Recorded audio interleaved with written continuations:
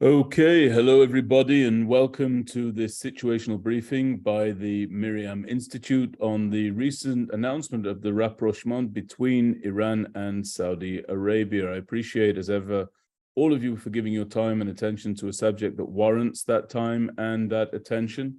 And I also want to express my profound thanks to my colleagues at the MirYam Institute for bringing this about. I also would like to tell all of you that if you have a question you would like to ask of our expert panelists, you can do so by raising your hands or by typing your question into the comment section at the base of your Zoom interface. Please don't be backward in coming forward with any questions that you have. If time permits at the end, we will get to those questions. You have my assurances. Not always does time permit, but if it does, we'd very much like you to weigh in on that. And we have two experts from the MirYam Institute who are here to weigh in on rather a heady topic. First, we have Professor Chuck Freilich, who serves as an adjunct professor of political science at Columbia University, as well as at Tel Aviv University. Chuck is a former deputy national security advisor in Israel and a longtime senior fellow at Harvard's Belfer Center, and has taught political science at Harvard, NYU, and Tel Aviv University. He's also the author of several books: Zion's Dilemmas, How Israel Makes National Security Policy, Israeli National Security, A New Strategy for an Era of Change, and Israel and the Cyber Threat, How the Startup Nation Became a Global Cyber Power. He's published numerous academic articles and over 200 op-eds, and he appears frequently on US, Israeli, and international TV and radio stations. He's also the host of the MirYam Institute's IDDF podcast. That's Israel Defense and Diplomacy Forum podcast, which you can download for free wherever you download your podcast from. I strongly recommend that you subscribe to that program. That's the IDDF podcast, which he hosts and regularly converses with Israel's former ambassador to the United States of America, Ambassador Danny Ayalon. For the purpose of this conversation, Chuck is going to be joined by Lieutenant Colonel Yochai Guiski, a retired officer of the Israel Defense Forces who served there for 23 years. He retired in 2020 as Lieutenant Colonel after serving in the Israeli military intelligence. And Yochai served in various roles, including the coordination of government activities in the territories, also known as Korgat, the Strategic Planning Division, and the Ministry of Defense Politico-Military Directorate. And Yochai Guiski agrees with almost absolutely nothing that I say or write about at the MirYam Institute, but we love the back and forth, and I always learn from him. So, gents, it's wonderful to have you both here. I'm going to fire some questions out, but just to quickly set the scene, we'll go for about an hour, maybe an hour and 15 minutes. If you don't have that much time as our interviewees today, just shoot me a note on WhatsApp and I'll tailor my questions accordingly. But I just want everybody to know the point at which we start. Riyadh and Tehran announced this past Friday that after several years of severed ties, they would reopen embassies and missions within 2 months and implement security and economic cooperation agreements signed more than 20 years ago. So, Chuck, I'd like you to give us the context of the ties that were severed between the Iranians and the Saudis. I'd like you to tell us what precipitated the severance of those ties. And also, I'd like you to tell us about the security and economic cooperation agreements that were signed some 2 decades ago. And one more quick word, Chuck, before you weigh in with your response to that. Ladies and gentlemen, and also Chuck and Yochai, I'm about to catch a flight in the very near future, and so all of my collared shirts are packed and my lapel jackets are the same. So please don't take my informal attire as a lack of respect to you or to our guests today. Chuck, it's over to you if you would weigh in a little bit on that. First of all, we're talking about two countries that have been antagonistic to each other for decades. One is the leader of the Sunni world, Saudi Arabia, the keeper of the holy places, the center of the entire Islamic world, and the other is the leader of the Shiite world, Iran. There are also two leading powers in the Middle East, certainly two leading powers in the Gulf region. So I think we could say that there would be natural reasons for a rivalry between them had they not had we not had the Sunni Shia schism in the background. And one is a radical theocracy, or radical, both I would say domestically and internationally, externally, and the other, Saudi Arabia, is very, very cautious, usually in its foreign affairs. Yemen was the one big exception to the rule.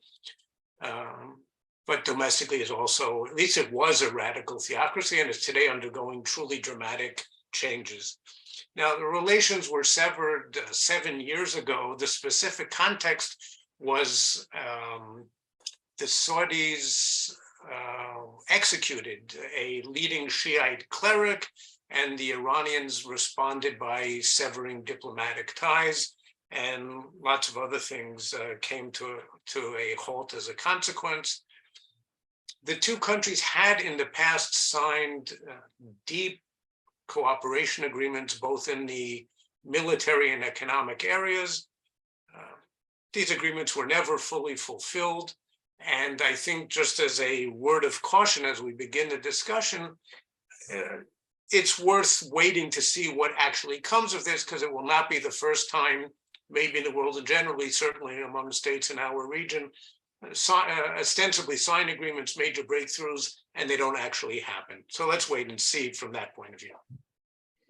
So thank you, Chuck. Yochai, I want to turn now to something stated by our Prime Minister here in Israel, Prime Minister Netanyahu. He expressed very, very explicitly that a central plank of his return to the office of Prime Minister was to widen the circle of peace, specifically by adding Saudi Arabia to the list of signatories to the Abraham Accords. Now, that goal was predicated upon the mooted Saudi desire to be a part of an alliance of nations against Iran's nuclear ambitions. Now, Yochai, Major General Giora Eiland, who, as you know, is the former head of the Israeli National Security Council, he stated that the Saudis were never realistically to be expected to leap aboard the Abraham Accords. Can you tell us what makes Saudi Arabia so different to the signatories to the Accords? And does this dash Netanyahu's hopes of bringing them aboard? After all, there's nothing that strictly prevents the Saudis from normalizing ties with the Iranians and normalizing ties with Israel, is there? No, there's not something that's preventing that thing from happening, but the Saudis' expectations of the U.S. of giving them things that the U.S. is unwilling to give them. The Saudis are expecting something like a pot of gold at the end of the rainbow with regards to nuclear capabilities, civilian nuclear capabilities without conditions, and other gifts and from the U.S. which are well, unfounded. I'm afraid. So if the Saudis are looking for the pie in the sky, then it will be harder. It will be much harder to get there. If the Saudis will become more realist regarding what they can get from the U.S., what they can get from a partnership with Israel, then the fact that they have opened embassies in Tehran will not prevent that. They're not gonna become comrades. They're not gonna follow each other's and hug each other there. The Iranians and the Saudis are long enemies and rivals. They know each other. This is not going to end or disappear because someone just signed a piece of paper about getting embassies together on both sides. And as Chuck said, we have to wait and see, even if that would come about. So we have to look into this, because in my opinion here, the Iranians didn't get much, at least from the Saudis. The Saudis are expecting something to happen in Yemen, and the Chinese got a symbolic win here. But the major thing here is that the Chinese are now involved in this, and so they need to gain something. They need to show that they can bring something about, and not have a failed agreement on their hands.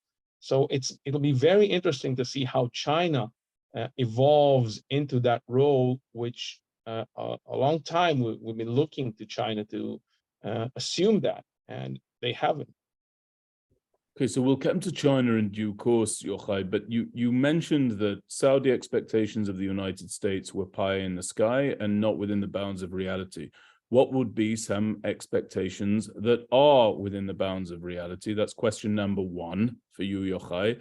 And question number two, your description here of the shallowness, if I can put it like that, of this détente, that seems to place you in the camp of folks who believe this is a power play on the part of the Saudis to let the Americans know that if they're not willing to play ball, the Saudis have other folks to do that with. Is that your view of this? It's certainly something like that. They went to the Chinese right after the big summit with Xi Jinping, the 3 summits in Saudi Arabia, which were a completely different contrast to what happened with Joe Biden there.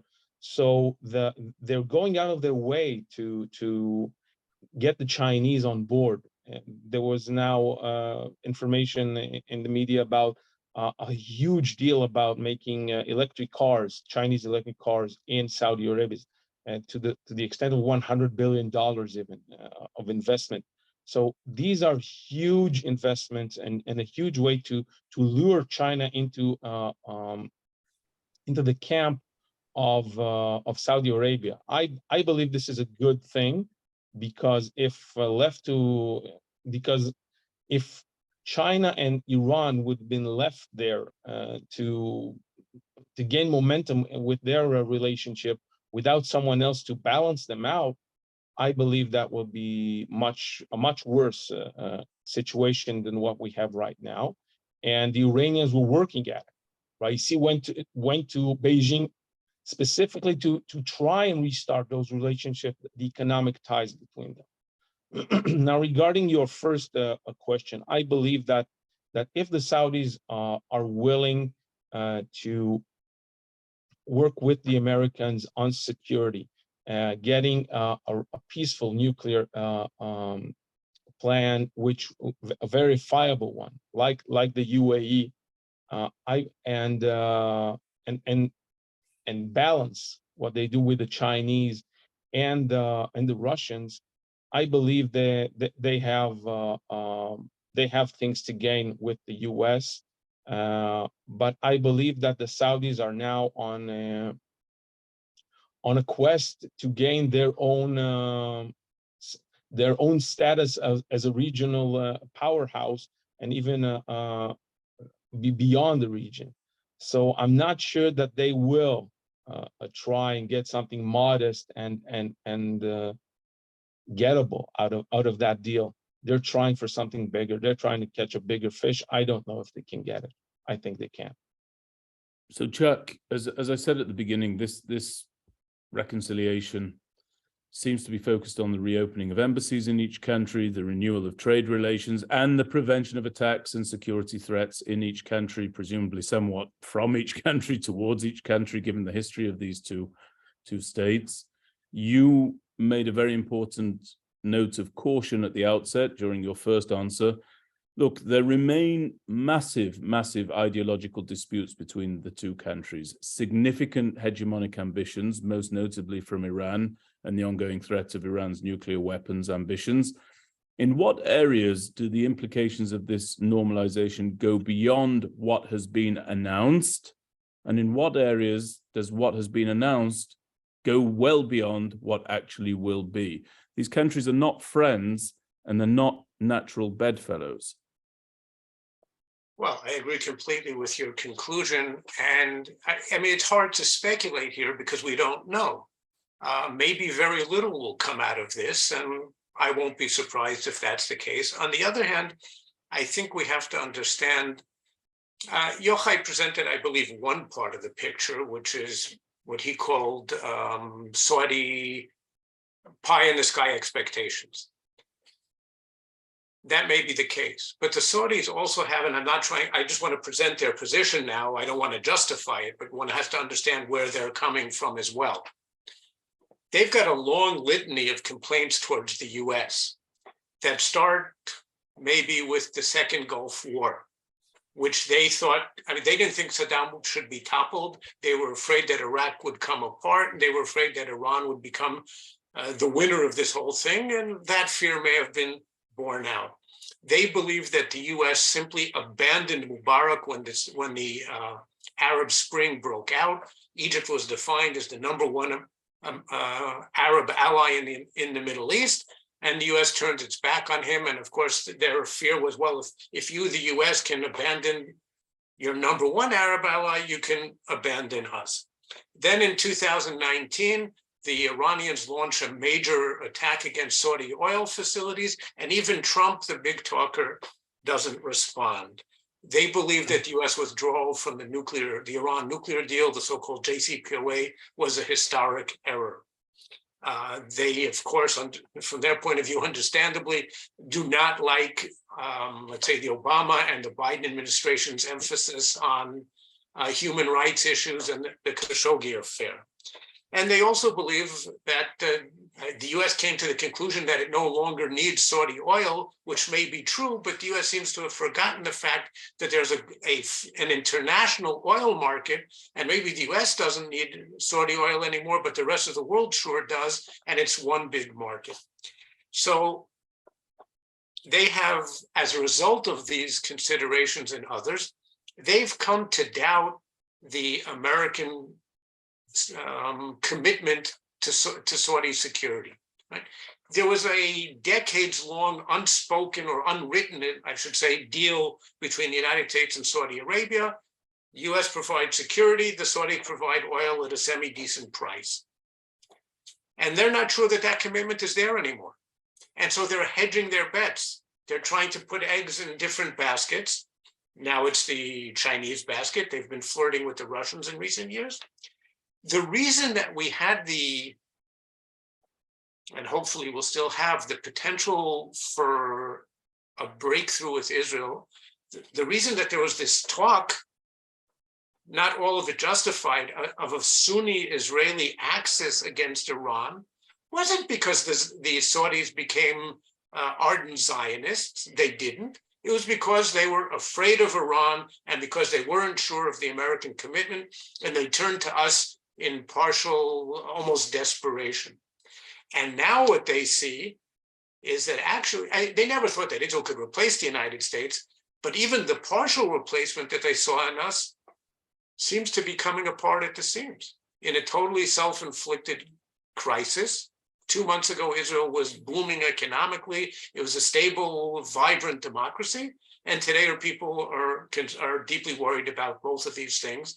And the conclusion is, well, if we can't count on the Americans, we can't count on the Israelis, we better find somebody else to ensure at least help us with our security, or at least reduce the potential dangers.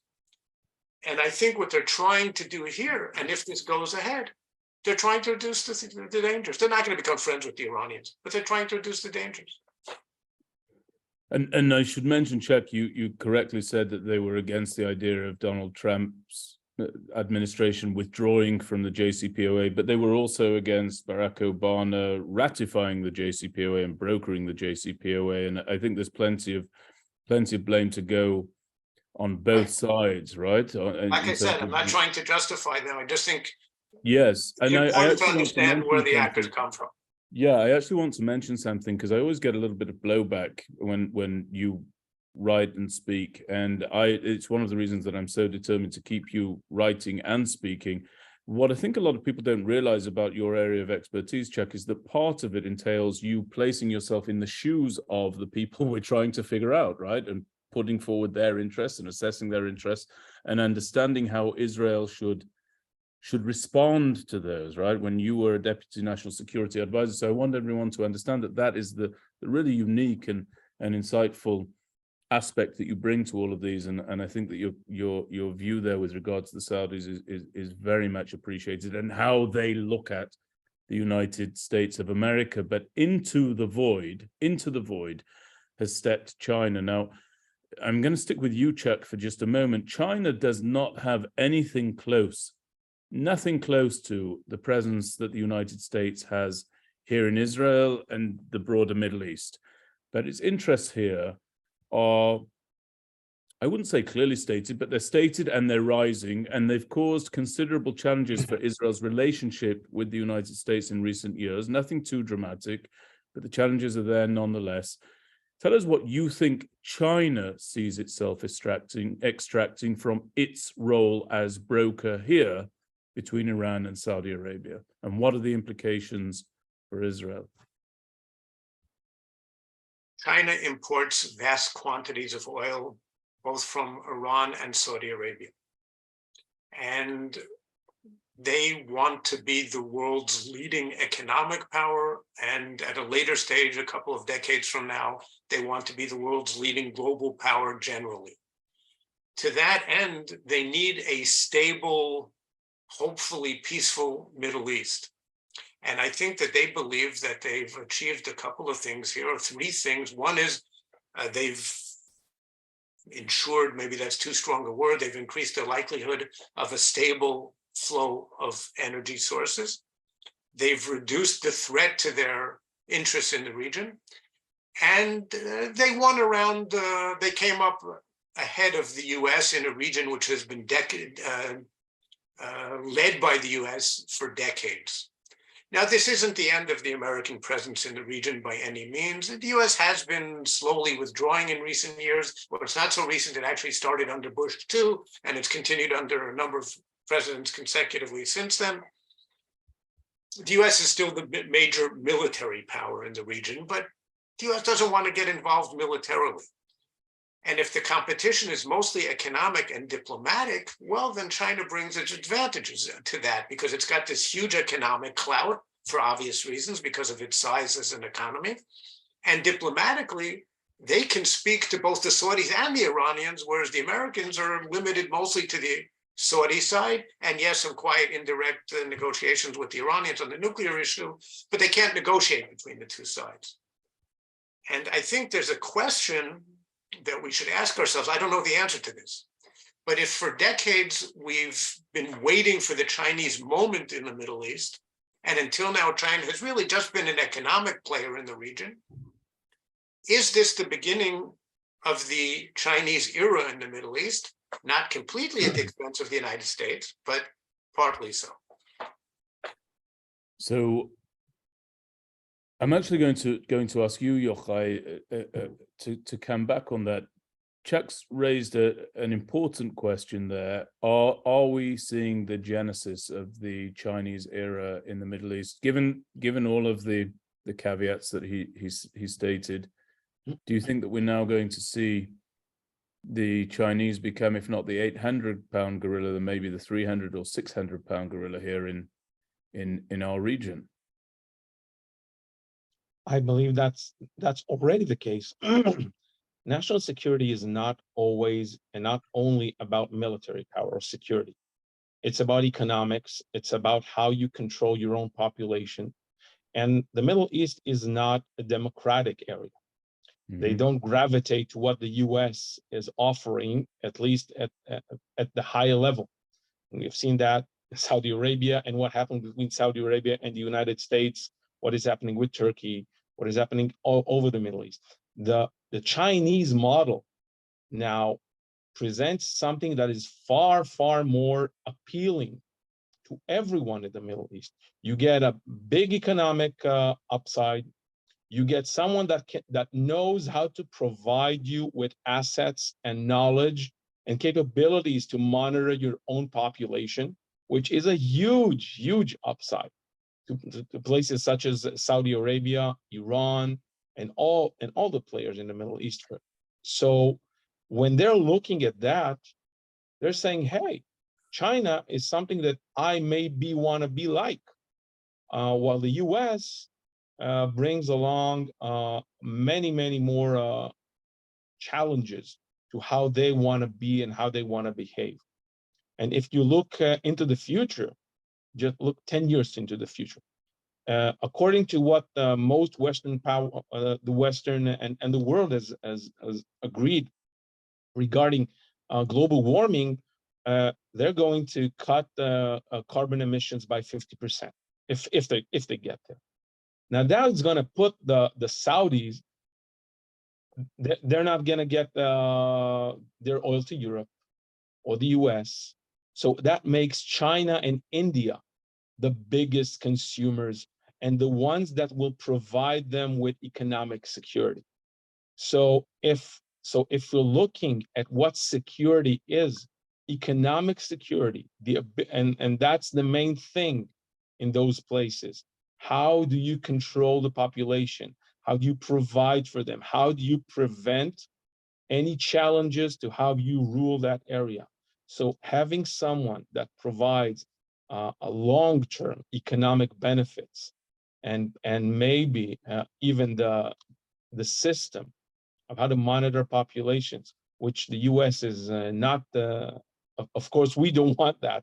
We want free societies, but it's very appealing to what's going on in Saudi Arabia and Iran. And the question is whether China will release those capabilities to those countries. We'll have to wait and see if China becomes something more than just that, but even that is more than enough. So for our guests here on this webinar, I want to reiterate that, as some of you have already done, you can submit your questions either in the chat facility at the base of the Zoom interface, or you can raise your hand and we'll see if we can get you to speak your question directly to our interviewees. So please continue to send in your questions. Now, Chuck, I want to come back to you. Look, I don't know if you know this about me or not, but I am a minority voice on the Abraham Accords, and I acknowledge as much, because quite simply, I don't place a great deal of trust in their durability, and the very limited trust that I do assign to the Accords is trust that must be verified regularly and often. And I don't trust them for any number of reasons, Chuck, but those reasons include the fickle nature of the interests that has bound these signatories together, namely the common desire to block Iran from gaining nuclear weapons capability. To date, Iran possesses no such capability, but they are closing in on that. And I do not accept, and please feel free to disagree with any aspect of what I say here, I do not accept that Israel has the political will to launch a kinetic strike against Iran's nuclear facilities.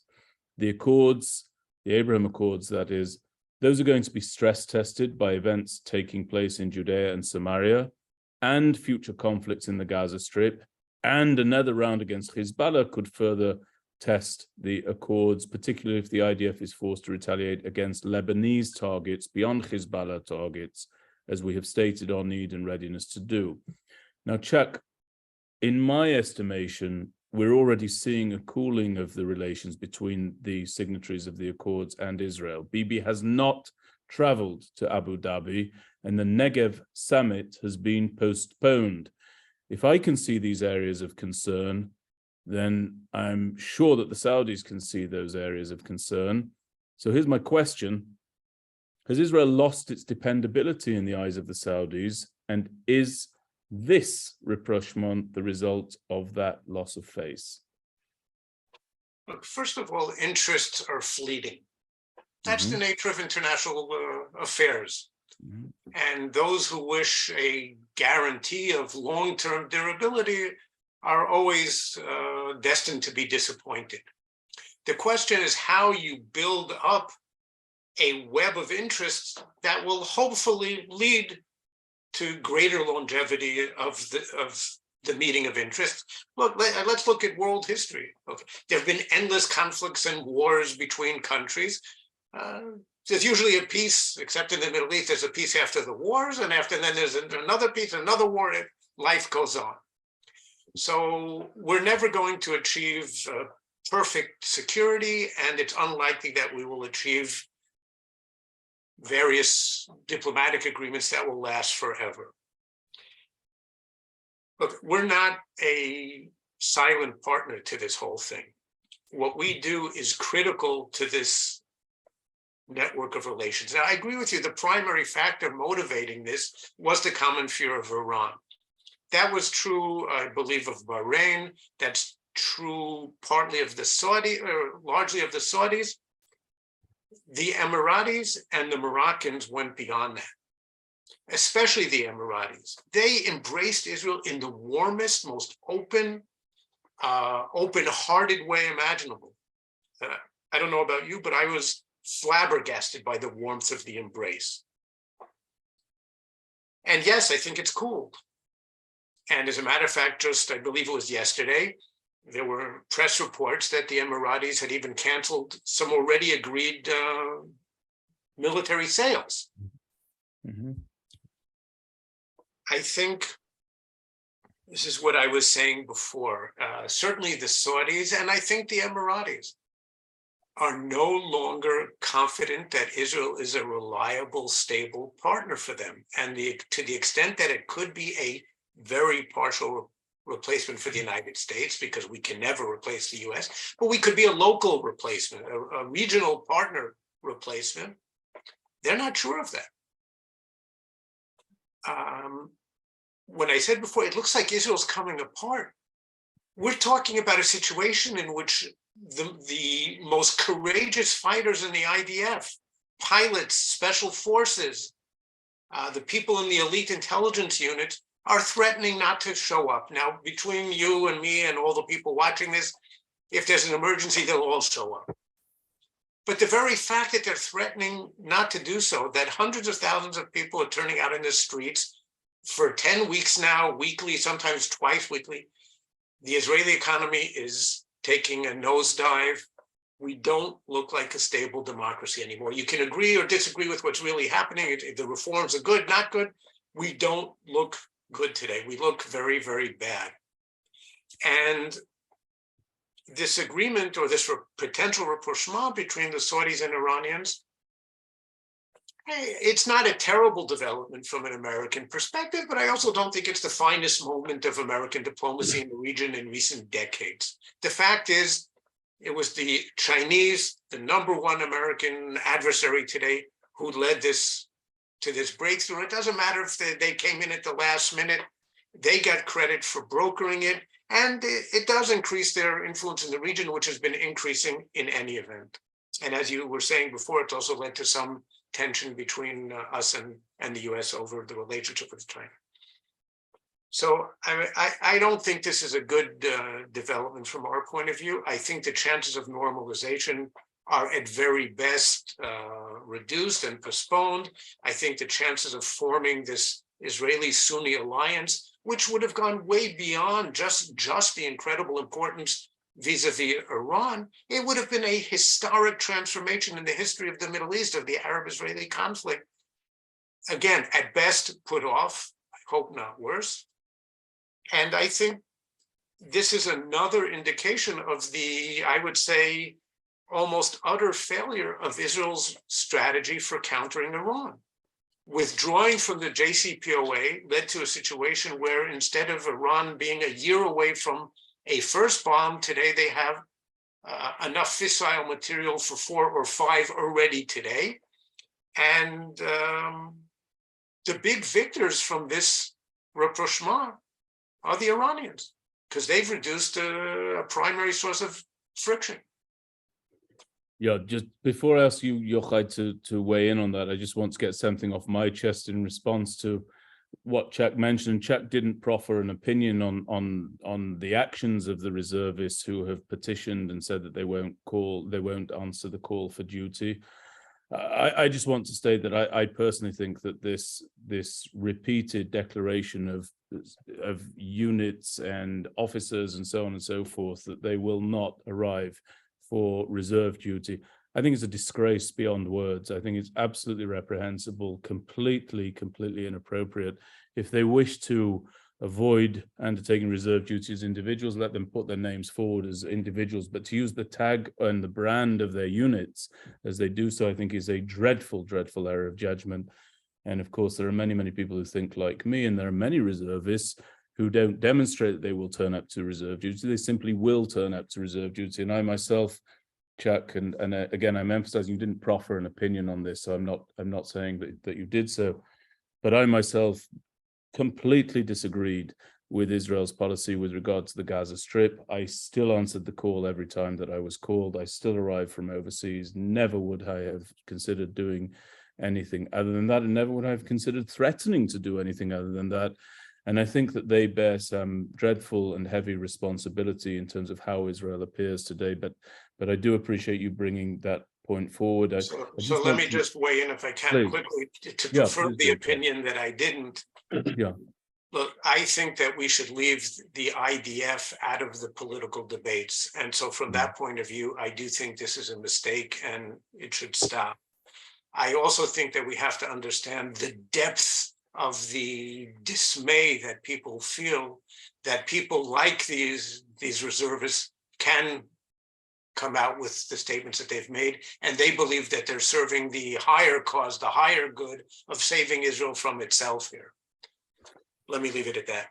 No, I agree with you. I think that's fair, and I understand it. I think it's dreadfully misguided. I think that it's a mistake, and also I just go one step further, is that I think it's actually a disgrace. I think it's a total disgrace. I don't think there's justification for it, and I think there has to be a point beyond which we do not inject our personal political views into the higher imperatives of security for the states of Israel, and to take, as I say, the brand and the badge of the units and to assign those to directly a political debate, to essentially put forward their opposition on headed note paper, if I can put it like that. I think that will be recorded as a dreadful hinge in terms of public discourse here in the states of Israel. But in any event, I appreciate your view, Chuck, and you're right to draw to the attention of people on this webinar the dismay, because the dismay is real. You can feel it here. I feel it here. And it's not going to go away, frankly, until this issue goes away. And who knows when that will be. But let's not digress too much. What I would like to know is, Yochai, do you agree with Chuck's assessment that, A, this is not a catastrophic failure on the part of US foreign policy, or do you think that actually this does have severe implications for the United States and for its dependability here in the region? I'll answer that in two ways. One, the US has long sought to get something to extract the Saudis out of the quagmire that they have self-inflicted upon themselves in Yemen. So anything with regard to how the US sees this, that extracts or helps the Saudis get out of that problem, which has exacerbated everything between the US and the Saudis, between how the Saudis feel about how the US is protecting them, and provided the Iranians with a huge platform for gaining operational knowledge, a foothold, influence in the region. So if that could be dialed down, it will be an achievement that the US would like to see, even if that was brokered by someone like China. In the past, the Russians got involved, and the US was all right with that. In the distant past, not in the past 2 years. So I don't think that will be, if that would come about, I think the United States would see it as a victory to their strategic goals and how they see the region stabilizing. The second thing, so the question is, and what we know from the US side is that the Saudis kept them in the loop the whole time. So the US was, at least the current administration saw it as something that is worthwhile if it came about. So I don't think this is something that would diminish how the US standing is. There are a lot of other things that Chuck has sought to bring about, that why the US is not the shining beacon of light to the Middle Eastern, especially with their commitment to the security of their partners. But if we're looking at just this particular agreement, I don't think this is something that would hurt the US. On the second thing that we talked about, Iran is Iran. Let's not get ahead of ourselves. Iran has practiced destabilizing almost every country in the region. They have destabilized their Syria from within. They're putting their own militias there. They have destabilized Lebanon. They have destabilized Iraq. Every single one of these countries are an economic quagmire, disaster. You pick the thing that you want to say. And even Iran itself. Iran is doing it in Yemen too.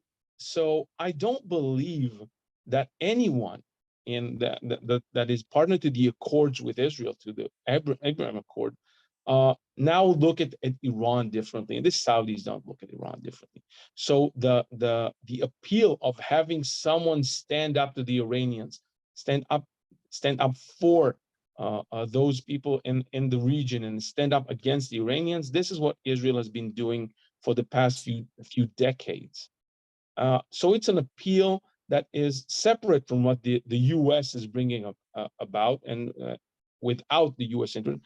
And Israel is also looked upon as someone that can influence U.S. interest and U.S. behavior and U.S. policy on that regard.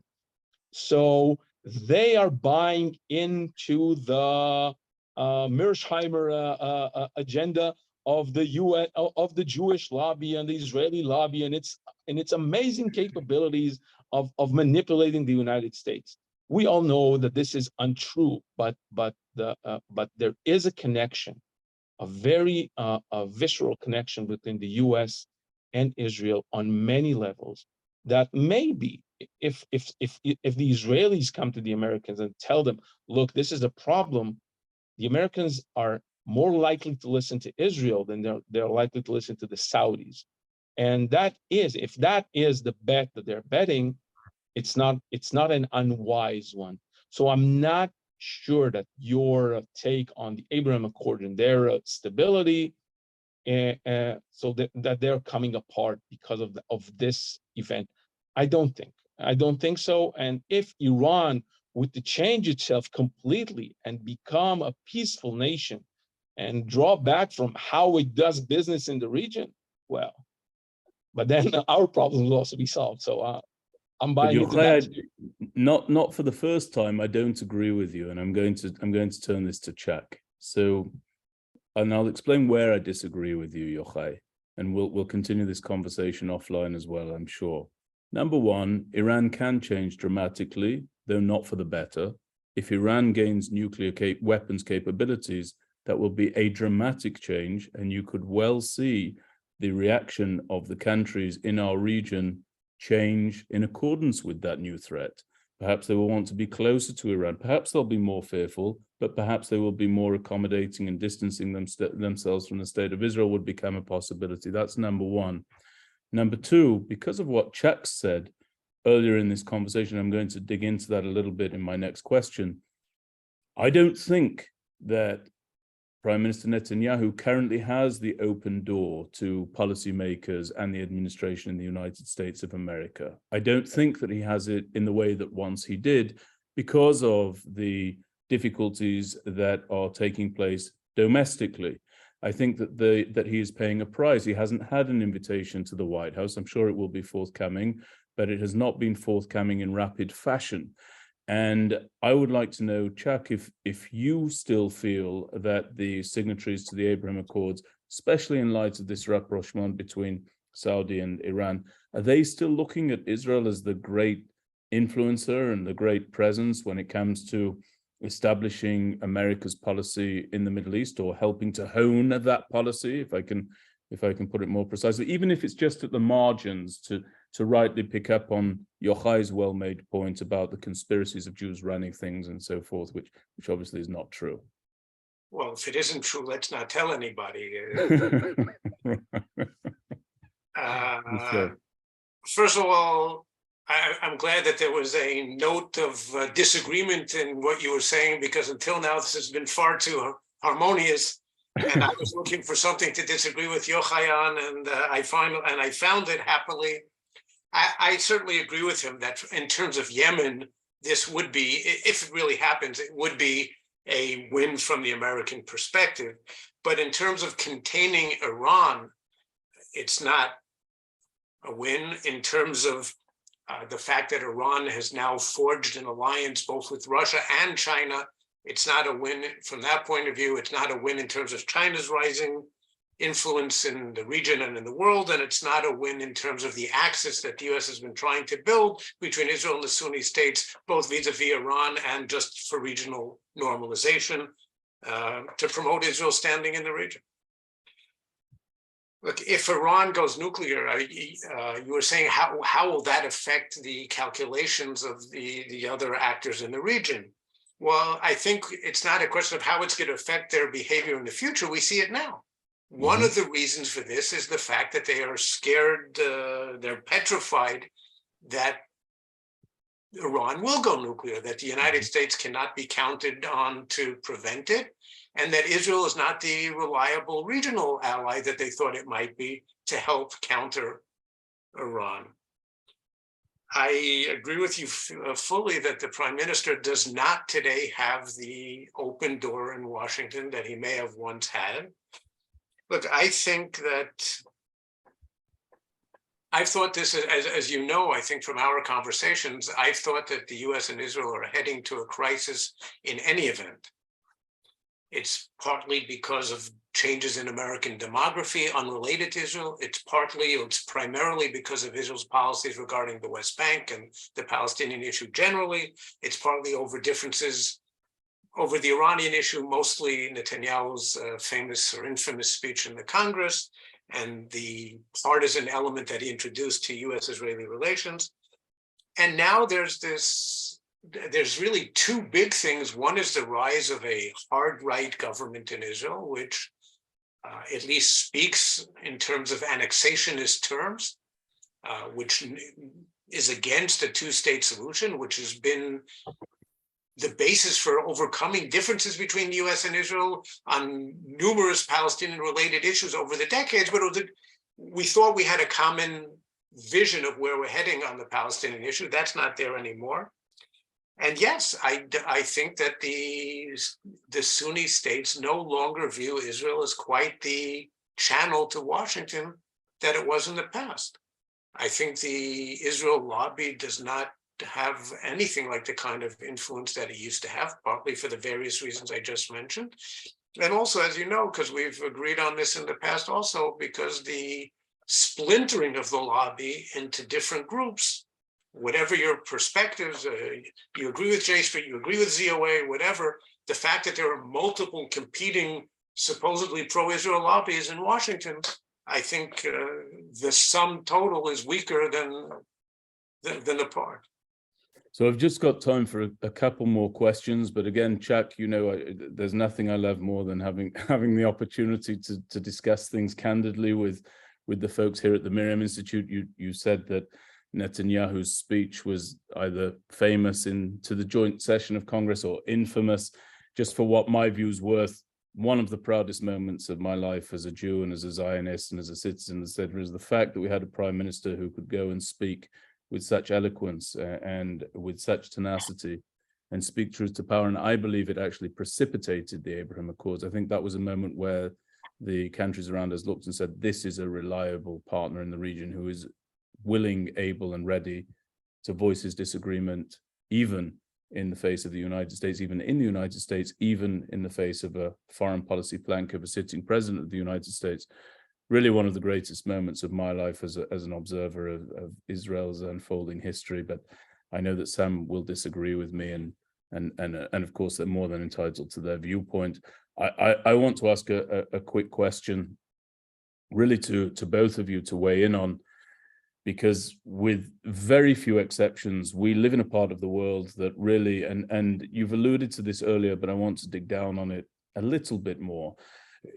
We live in a part of the world that really knows almost exclusively permanence of leadership. Israel is one of those exceptions that I alluded to. And we've just here undergone a period of tremendous electoral instability. Now this coalition seems shaky to me. Maybe you'll disagree with me, but I think it looks a little bit shaky.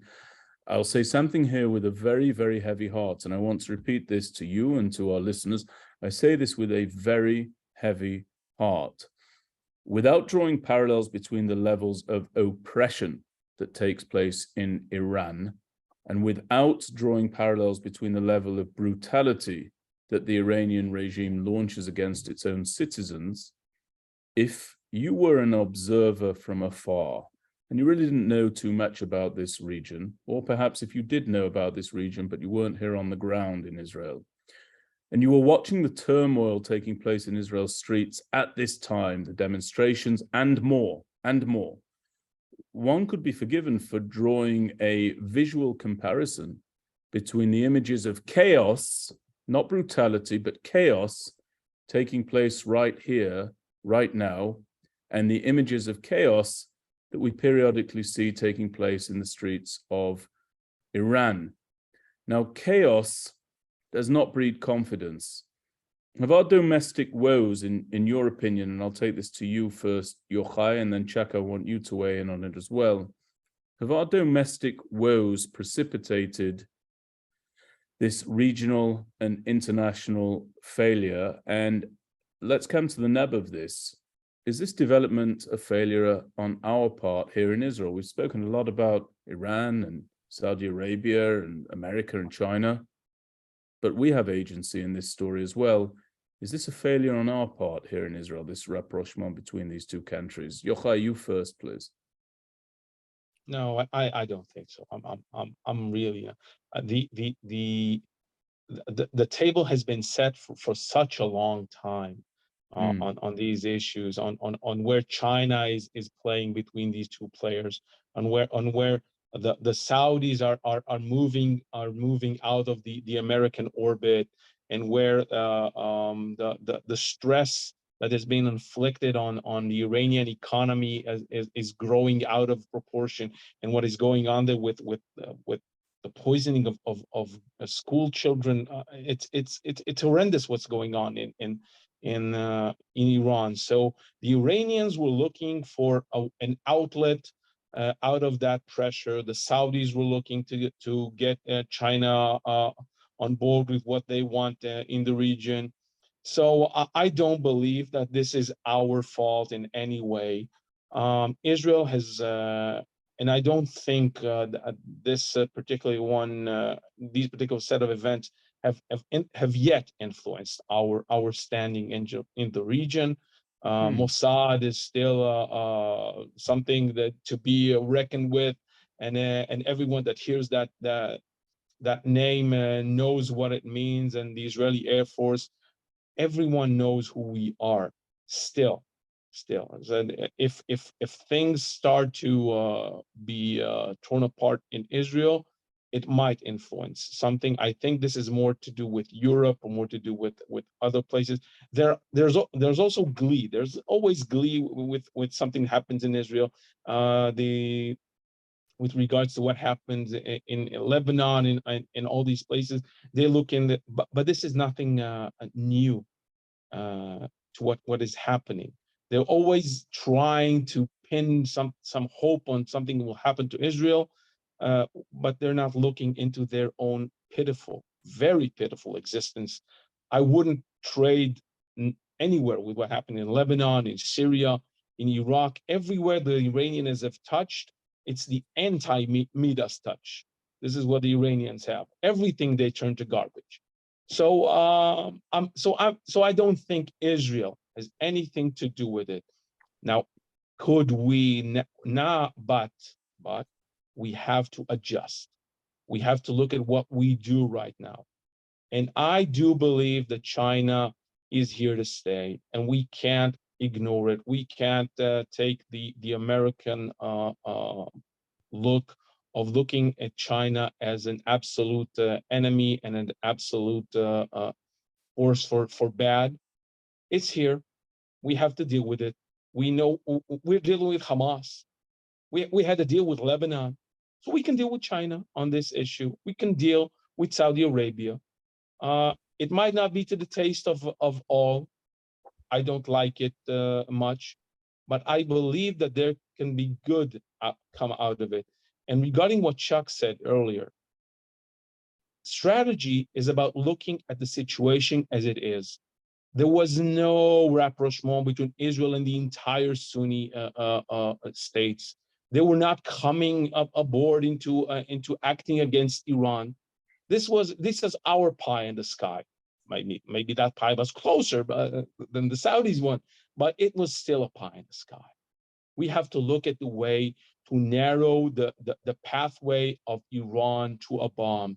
And if the Chinese on board is something that makes it a little harder on Iran to do so, that's better than the situation was a week ago, where no one was stepping in to do anything about what the Iranians are doing. Chuck, your thoughts on the same? Well, your question started with if one was looking at what's happening in Israel and Iran without any familiar with the region, would people think that the demonstrations are worse here or in Iran? Well, I mean, I think the answer is very clear, because if there is one regime that is in imminent danger of regime change in the future, in the near future in the Middle East, it's Israel, it is not in Iran.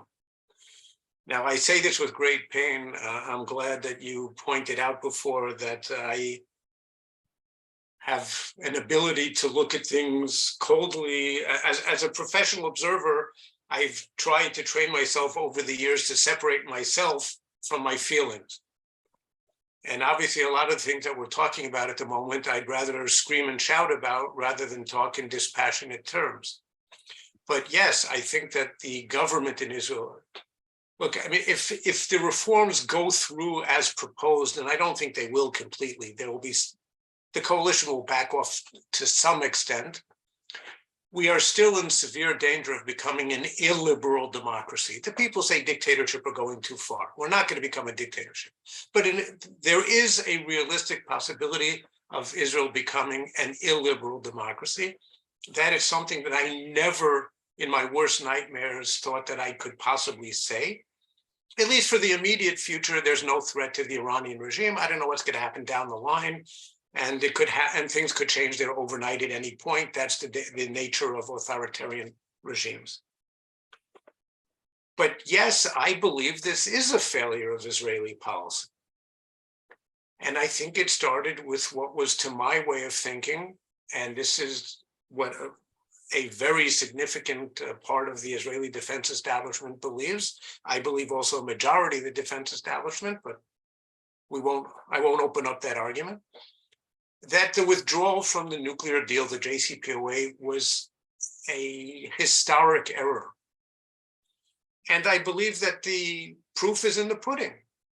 Again, at the time, Iran was a year away from having enough fissile material for their first bomb, and today they have enough for 4 to 5 bombs, and they can have for 1 or 2 more in a matter of a couple of months. The possibility of normalization with the Saudis and other Sunni states has, again, at best been put off. Now, if I gave the impression that I thought that there was going to be a huge love fest between Israel and all of the Sunni states, that wasn't the case. But the fact is that the heir in Saudi Arabia, the future king, came out with a statement in 2018 recognizing Israel's right to exist in the region. That was a Sadat-like moment. That was a historic moment in the history of the region. And the Saudis, it seems, were progressing towards an open normalization with Israel. There certainly seems to be a lot of stuff happening both on the military and civilian levels beneath the surface. The UAE did embrace us openly and very warmly. The Bahrainis not quite as warmly, or not nearly, but they've been actually progressing nicely. The Moroccans relatively warmly.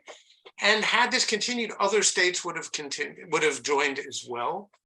There was a possibility, it's not completely gone, for a historic realignment. Now, the Syrians aren't going to join, the Iraqis aren't going to join, certainly at this point, the Libyans aren't going to join, but we have peace with 6 Arab countries today. And if the Saudis joined, the Arab-Israeli conflict would essentially be over. We'd be left, and not to belittle this exception, we'd be left with the Iranians and Hezbollah and Hamas. And we the Palestinian Arabs and the Palestinian Arabs. Right, yeah, but they're not a military, they're a terrorist threat, they're not a military threat. All right. You're right, but this is a huge change. We dreamt of this for decades, and it was within our grasp. The fact is that the Chinese brokered this agreement. There is a possibility for something good of it. If the Chinese, whose basic interest in the region is stability, is peace and quiet, put some pressure on the Iranians to at least slow things on the nuclear level, then that's a good outcome. But I don't share Yochai's overall optimism in that regard. I want the US to lead things in the region. The US is our foremost strategic ally. There is no comparison of the importance of the United States to Israel compared to any other country or superpower in the world. So I think this is a net loss for us. There's a danger that the Saudis will now turn to the Chinese for nuclear reactors, which the US hasn't been so willing to provide them. Let's wait and see what actually comes of all of this, but I certainly don't view this as a positive change for Israel. I think the question is just how bad the whole thing is. So I'm going to ask one question of each of you, and just a very short answer from each of you, almost a couple of words if possible, just because of the time. And we have had questions from the audience, but you've actually addressed yourself to those questions, both of you. So I'm not going to submit those on this occasion. But Jack, if this is a failure on Israel's part, at least in part, right? You clearly don't place all of the agency at Israel's door by any stretch. Of which government? Is it a failure of the Netanyahu government, the one that we have now, or is it a failure of the Bennett-Lapid government that preceded the current one? The Bennett-Lapid government was in office for a year and a half. And they did a couple of good things. I think mostly they didn't cause a lot of damage. I don't think that's the case of the Netanyahu governments. Bibi has been prime minister for most of the last 15 years. So with all due respect, he both bears credit for the good things that have happened during this period. For example, the Abraham Accords. For example, the fact that the Israeli economy was doing reasonably well. He gets a lot of credit for helping promote Israel's high-tech and cyber revolutions. He did some good things, but he also has to bear responsibility for the failures. And you asked for a short answer, so I'll just say his Iran policy, which was really his number one area of effort, has been to my way of thinking, colossal failure. Yochai, the last question to you. You're an intelligence officer by training and expertise, so you can follow where the trail leads in various directions. We're seeing historic events here in Israel. We just hosted at the MirYam Institute. Chuck actually spoke to the group. We just hosted a delegation of active officers of the United States Army here on a strategy and policy tour. And we heard from generals, and we heard from the former head of Mossad, Yossi Cohen. We heard from Simcha Rothman, who's leading the charge on the judicial reform.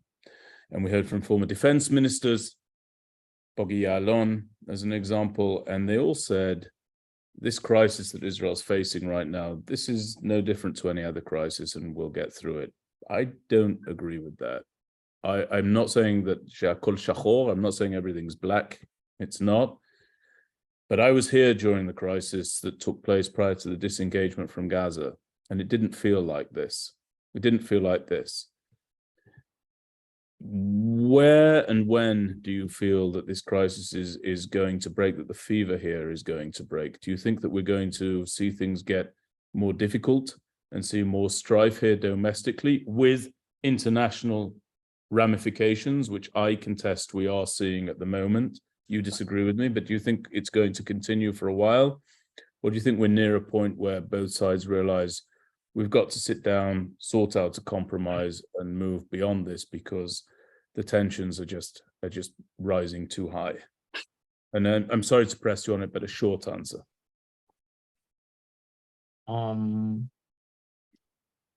It depends on what the government does. The ball is squarely in the hands of those with the power.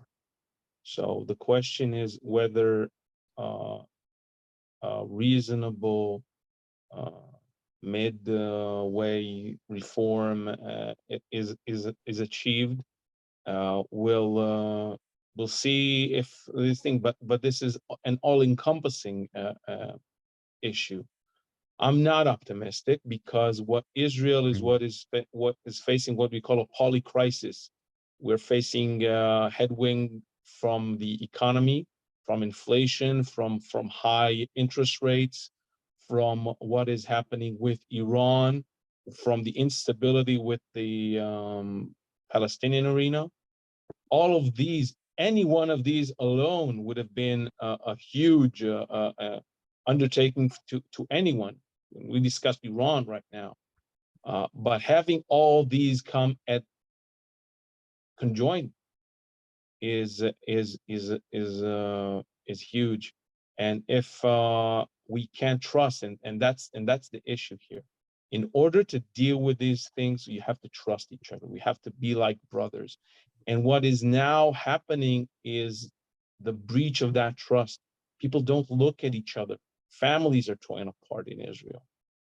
If we can't repair that trust, everything else will be far, far, far more difficult. Well, I thank you both for giving of your insights here. I thank you both for your candor. I think that, for better or worse, the days where an internal discussion in the state of Israel remained within the borders of the state of Israel due to social media and international media and the Internet of Things and so forth, those days have gone. And I think that our viewers and our listeners appreciate your candor, and I think that they're very clued up on what's going on over here at the moment. So thank you also for your expertise in addition to your candor. Thank you for allowing me to spar a little bit with both of you. Next time I'm going to get used to spar with each other more directly. I'll remove myself as umpire. And I always learn from you. I know that our guests have done the same. Just a couple of very quick points, corrections. Chuck, what's the title of your latest book? Did I announce it correctly at the beginning? I think you did. Israel and the Cyber Threat, How the Startup Nation Became a Global Cyber Power. But Perfect. let me take, and it'll be out in June. Let me just take this opportunity to say one sentence, because you mentioned the fact that I had spoken at the group of visiting West Point officers that the MirYam Institute just brought to Israel. And I think that this is truly vital work that the Institute does. These are future leaders, American military leaders, and helping to mold their opinions at a earlier stage in their careers, like mid-level officers, is really a truly vital contribution, and I warmly commend the Institute for it, doing God's work. Thank you. That means a great deal to me, and I know that Yochai's briefed them in the past and will do again, as you will again. Thank you. That's very, very humbling from someone such as you, Chuck. I appreciate that endorsement, and I want to also quickly acknowledge and thank Rosita Panini for drawing that together, the co-founder of the MirYam Institute. We will continue. We'll continue with our work, and whether you're listening to this on the podcast or watching this on JBS or watching it on our YouTube channel, thank you, each and every one of you. It's a heady subject, as I said at the top of the program, but it's one that certainly does warrant our time and our attention.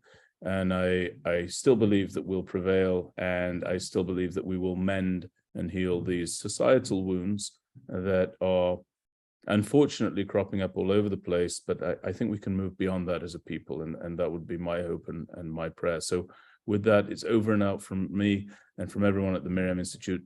Thank you very much indeed again. Thank you. Thank you.